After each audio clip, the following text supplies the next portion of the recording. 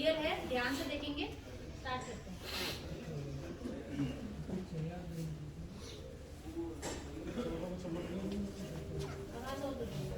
बहुत समय पहले की बात है। पुराने चाइना के नॉर्थ प्रोविंस में 3 मॉन्क रहते थे। उनका नाम किसी को नहीं पता है, क्योंकि उन्होंने कभी अपने बारे में कुछ बताया ही नहीं। उन्होंने कभी किसी बात का जवाब नहीं दिया। चीन में बस उन्हें 3 हंसते हुए भिक्षुओं के नाम से जाना जाता था। वे तीनों सिर्फ एक ही काम करते, एक गांव में प्रवेश करते, बाजार के बीचों बीच खड़े होते और हंसना चालू कर देते। वे अपने पूरे अस्तित्व के साथ हंसते। अचानक लोगों का ध्यान उनकी तरफ खींचा चला आता और धीरे धीरे उनके चारों तरफ एक बड़ी भीड़ इकट्ठा हो जाती। वे इतनी एकाग्रता, तल्लीनता व संपूर्णता के साथ हंसते कि उनकी हंसी देखकर सारा गांव हंसने लग जाता।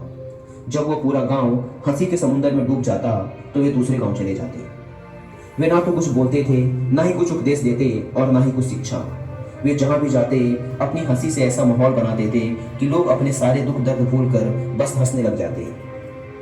धीरे धीरे चाइना के लोग उन्हें बहुत प्यार करने लगे और वो पूरे चाइना में फेमस होते गए, 3 लाफिंग मॉन्क के नाम से। चाइना के लोग उन्हें बहुत प्यार करते, उनका सम्मान करते। इससे पहले और उनके बाद भी कभी किसी ने इस तरह से प्रचार नहीं किया कि जीवन केवल एक हंसी होना चाहिए और कुछ नहीं। वे विशेष रूप से किसी पर नहीं हंसते थे। वे बस हंसते थे जैसे कि उन्होंने ब्रह्मांडी मजाक को समझ लिया हो, जैसे कि उन्होंने ईश्वर की मजाक को समझ लिया हो। और उन्होंने एक शब्द का उपयोग किए बिना पूरे चाइना में इतना आनंद फैलाया जितना आज से पहले किसी ने ना फैलाया था। लोग उनका नाम पूछते, लेकिन वे बस हंसते। तो यह उनका नाम बन गया 3 हंसते हुए भिक्षु, 3 लाफिंग मॉन्क्स। पूरे चाइना में घूम घूम कर लोगों को हंसाते हुए समय के साथ वे तीनों बूढ़े हो गए। और एक रात जब वे एक गांव में ठहरे हुए थे, उन तीनों में से एक भिक्षु की मौत हो गई। पूरा गांव स्तब्ध रह गया। पूरा गांव बहुत ज्यादा उम्मीद कर रहा था, क्योंकि उन्हें लगता था कि जब उनमें से एक की मृत्यु हो गई होगी तो बाकी जो 2 जरूर रोएंगे। यह देखने लायक होगा, क्योंकि किसी ने भी कभी इन लोगों को रोते हुए नहीं देखा था। जब सुबह हुई तो पूरा गांव इकट्ठा हुआ, लेकिन दोनों भिक्षु तीसरे की लाश के पास खड़े जोर जोर से हंस रहे थे। ऐसी हंसी जैसी उन्होंने आज से पहले कभी ना हंसी हो। गांव के कुछ बड़े बुजुर्गों ने उन्हें समझाने की कोशिश की कि यह आपका साथी था और इसकी मृत्यु पर आपको हंसना नहीं चाहिए। तब उस दिन पहली बार उन भिक्षुओं ने लोगों से बात की और कहा, हम हंस रहे हैं क्योंकि यह आदमी जीत गया है। हम हमेशा सोचते थे कि पहले कौन मरेगा, लेकिन इस आदमी ने पहले मरकर हमें हरा दिया। हम अपनी हार व इसकी जीत पर हंस रहे हैं। इसके अलावा यह कई वर्षों तक हमारे साथ रहा। हम एक साथ हंसे, हमने एक दूसरे की मौजूदगी, उपस्थिति का आनंद लिया। उसे अंतिम विदा देने का इससे बेहतर तरीका और क्या हो सकता है। हम केवल हंस सकते हैं। लेकिन पूरा गांव उदास था। जब मृत भिक्षु के शरीर को अंतिम संस्कार के लिए चिता पर लिटाया गया तो सारे गांव वालों को एहसास हुआ कि शेष 2 भिक्षु केवल मजाक नहीं कर रहे थे, वह तीसरा जो मृत था वह भी हंस रहा था। चीन में यह प्रथा थी कि जब एक इंसान की मृत्यु हो जाती थी तो उसके पुराने कपड़े उतारकर उसे नहला धुलाकर उसे नए कपड़े पहना दिए जाते थे। लेकिन मरने से पहले उस भिक्षु ने अपने साथियों से अपने कपड़े ना बदलने के लिए कहा था।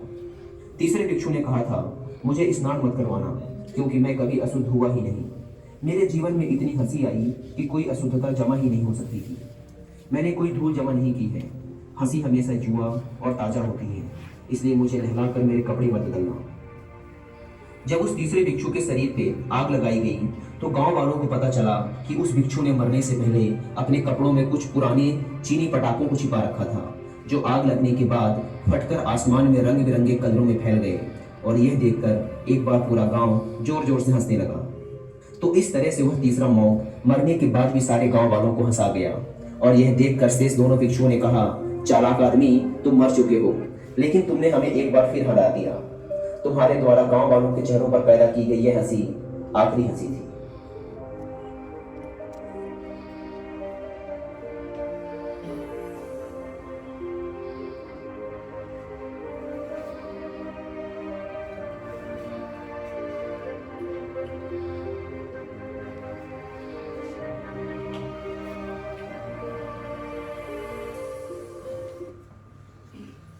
जानवर नहीं हंस सकता।